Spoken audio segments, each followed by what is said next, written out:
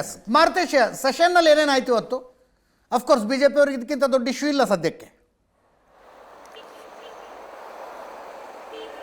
ಅಲ್ಲ, ಸೆಷನ್ನಲ್ಲಿ ಬಿಜೆಪಿ ಬಹಳ ಸಮರ್ಪಕವಾಗಿ ಇದನ್ನು ಬಳಸ್ಕೊಳ್ಬೋದಾಗಿತ್ತು. ಆದರೆ ಆರಂಭದಲ್ಲಿ ಒಂದಷ್ಟು ನಾಯಕರು ಪ್ರಸ್ತಾಪ ಮಾಡಿದ್ದು ಬಿಟ್ಟರೆ ಮುಖ್ಯಮಂತ್ರಿಗಳು ಸದನಕ್ಕೆ ಹಾಜರಾದಾಗ ಈ ವಿಚಾರವನ್ನು ಎತ್ತಿ ಮುಖ್ಯಮಂತ್ರಿಗಳಿಂದ ಒಂದು ವಿವರಣೆ, ಸ್ಪಷ್ಟನೆ ಅಥವಾ ಅವರಿಂದ ಒಂದು ಹೇಳಿಕೆಯನ್ನ ಬಿಜೆಪಿ ಕೇಳ್ಬೋದಾಗಿತ್ತು.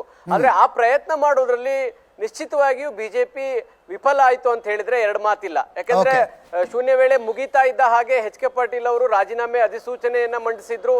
ತಕ್ಷಣಕ್ಕೆ ಅದಕ್ಕೆ ಸ್ಪೀಕರ್ ರೂಲಿಂಗ್ ಕೂಡ ಕೊಟ್ಬಿಟ್ರು. ಯಾವುದೇ ಚರ್ಚೆಗಳು ಕೂಡ ನಡೆಯಲಿಲ್ಲ. ಆ ಸಂದರ್ಭದಲ್ಲಿ ಅವರು ರಾಜೀನಾಮೆ ಅಧಿಸೂಚನೆ ಮಂಡಿಸುವಂತ ಸಂದರ್ಭದಲ್ಲೇ ಅಬ್ಜೆಕ್ಷನ್ ಮಾಡಿ ವಿಪಕ್ಷ ನಾಯಕರು ಮುಖ್ಯಮಂತ್ರಿಗಳು ಮೊದಲು ಉತ್ತರ ಕೊಡ್ಲಿ, ಸದನದಲ್ಲಿ ನಾವು ಪ್ರಸ್ತಾಪ ಮಾಡಿದ್ದೀವಿ, ಆನಂತರ ನೀವು ರಾಜೀನಾಮೆ ಅಧಿಸೂಚನೆಯನ್ನ ಅಂಗೀಕರಿಸಿ ಆ ತರದ ಪ್ರಕ್ರಿಯೆಗಳನ್ನ ಮುಂದುವರಿಸಿ ಅನ್ನುವಂಥ ಅಬ್ಜೆಕ್ಷನ್ಸ್ ಮಾಡ್ಬೋದಾಗಿತ್ತು. ಕೇವಲ ಸುನಿಲ್ ಕುಮಾರ್ ಬೆಲ್ಲದ್ದು ಬಿಟ್ರೆ ಬೇರೆ ಯಾರು ಅಷ್ಟು ಸ್ಟ್ರಾಂಗ್ ಆಗಿ ಆರ್ಗ್ಯೂ ಮಾಡಲಿಲ್ಲ. ಯಾಕಂದ್ರೆ ಸದನ ನಡೀತಾ ಇರುವಂತ ಸಂದರ್ಭದಲ್ಲಿ ಸದನದ ಭಾಗವಾಗಿರ್ತಕ್ಕಂಥ ಒಬ್ರು ಸಚಿವರನ್ನ ವಜಾ ಮಾಡಿರುವಂತಹ ವಿಚಾರ, ಸದನಕ್ಕೆ ಯಾವ ಕಾರಣದಿಂದಾಗಿ ಈ ವಜಾ ಮಾಡಿದ್ದೀವಿ ಅನ್ನೋದನ್ನ ತಿಳಿಸಬೇಕಾಗಿದ್ದು ಮುಖ್ಯಮಂತ್ರಿಗಳ ಜವಾಬ್ದಾರಿ ಕೂಡ ಇತ್ತು. ಮತ್ತು ವಿಪಕ್ಷಗಳು ಮುಖ್ಯಮಂತ್ರಿಗಳಿಂದ ಹೇಳಿಕೆ ಕೊಡಿಸಬೇಕಾದಂತಹ ಸ್ಥಾನದಲ್ಲಿ ವಿಪಕ್ಷಗಳು ಕೂಡ ಕೂತಿದ್ವು. ಅಂಥದ್ದೊಂದು ಪ್ರಾಮಾಣಿಕ ಪ್ರಯತ್ನ ನಿಶ್ಚಿತವಾಗಿ ಬಿಜೆಪಿಯಿಂದ ಆಗಲಿಲ್ಲ ಅನ್ನೋದಂತೂ ಬಹಳ ಸ್ಪಷ್ಟವಾಗಿ ಗೊತ್ತಾಗ್ತಾ ಇತ್ತು. ಎಚ್ ಕೆ ಪಾಟೀಲ್ ಅವರು ರಾಜೀನಾಮೆ ಅಧಿಸೂಚನೆ ಮಂಡಿಸಿದ ಮೇಲೆ ಸ್ಪೀಕರ್ ರೂಲಿಂಗ್ ಕೊಟ್ಟ ಮೇಲೆ ಅದರ ಮೇಲೆ ಚರ್ಚೆ ಮಾಡೋದಕ್ಕೆ ಯಾವುದೇ ಅವಕಾಶಗಳಿರೋದಿಲ್ಲ. ಹಾಗಾಗಿ ಇವತ್ತು ಸದನದಲ್ಲಿ ಇಷ್ಟು ಮಾತ್ರ ನಡೀತು. ಅದರ ಹೊರತಾಗಿ ಹೊರಗಡೆ ಎಲ್ಲ ಚರ್ಚೆಗಳು ನಡೀತಾ ಇದೆ, ಟೀಕೆಗಳಾಗ್ತಾ ಇದೆ.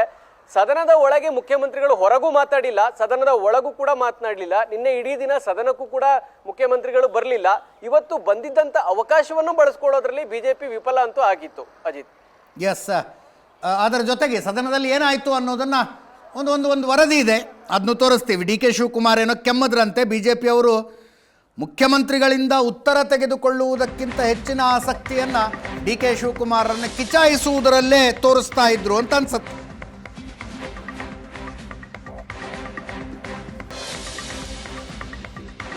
ಡಿ ಕೆ ಶಿವಕುಮಾರ್ ಅವರು ಕೆಮ್ಮಿದ್ದಕ್ಕೆ ಶಾಸಕ ಸುನೀಲ್ ಕುಮಾರ್ ಅವರು, ನೀವು ಕೆಮ್ಮಿದ್ರಿ ಯಾರ್ಯಾರಿಗೆ ಅಪಾಯ ಕಾದಿದೆಯೋ ಅಂದರು. ಆರೋಗ್ಯ ಚೆನ್ನಾಗಿ ನೋಡ್ಕೊಳ್ಳಿ ಅಂತ ಆರಗ ಜ್ಞಾನೇಂದ್ರ ಅವರಂದ್ರು.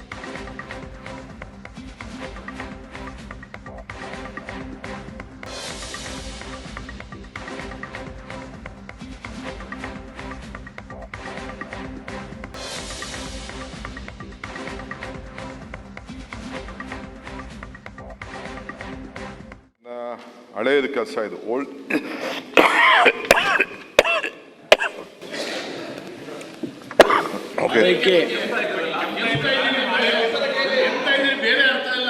Thank you. ಅಲ್ಲ ಅರಗಜಾನಂದ ಅವರೇ, ಅರಗಜಾನಂದ ಅವರೇ, ಇತ್ತೀಚೆಗೆ ನೀವು ಅಂತ ಅಲ್ಲ ಅರಗಜಾನಂದ ಅವರೇ, ಇಷ್ಟೆಲ್ಲ ಜನ ಕೆಂಪಾರೆ ಕಾಲೇಜಲ್ಲಿ ಇದ್ರ ಬಗ್ಗೆ ವಿಶೇಷ ಕಾಲೇಜ್ ನಿಮ್ಮೆಲ್ಲರ ಸುನೀಲು, ಹಾಗೆ ಅಶ್ವಥ್ ನಾರಾಯಣ, ವಿಶೇಷವಾಗಿ ಅಶ್ವಥ್ ನಾರಾಯಣ, ನಮ್ಮ ಜ್ಞಾನೇಂದ್ರ, ಥ್ಯಾಂಕ್ ಯು.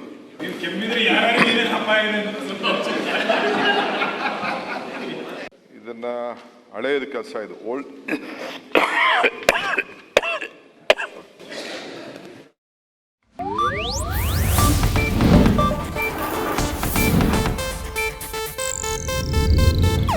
ಇದು ಏಷ್ಯಾನೆಟ್ ನ್ಯೂಸ್ ನೆಟ್ವರ್ಕ್ ಪ್ರಸ್ತುತಿ.